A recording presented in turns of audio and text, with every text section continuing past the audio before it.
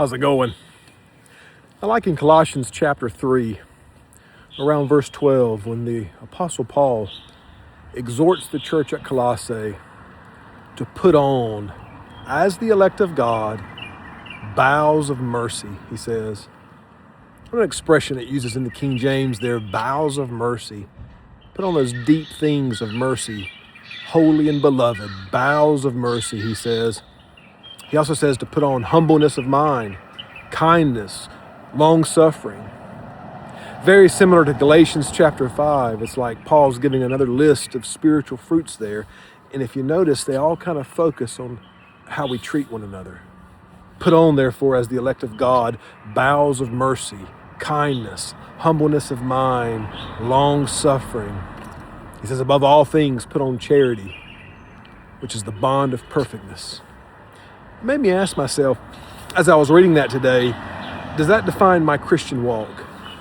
Do others know me as full of bowels of mercy, a deep man of mercy and charity and humbleness of mind? Oh, and how I fell at that.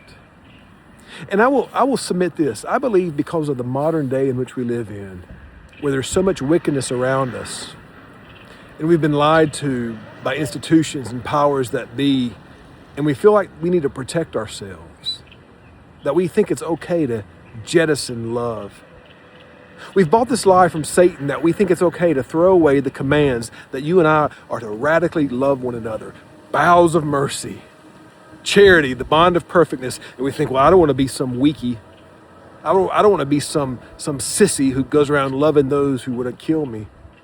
But isn't that what Christ did when he hung on the cross and he said, Father, forgive them? Didn't Christ die for the ungodly? Didn't Christ die for sinners? Didn't Christ die for sinners like you and me who at one time did not seek him and wanted nothing to do with him? So as it says in the scriptures, as you and I are to imitate Christ, does that mean we protect ourselves and be sure nobody ever gets one over on us and we keep a chip on our shoulder all the time, complaining about the government, about the country, about the foreigners, and about all these other things? Or do we put on bowels of mercy?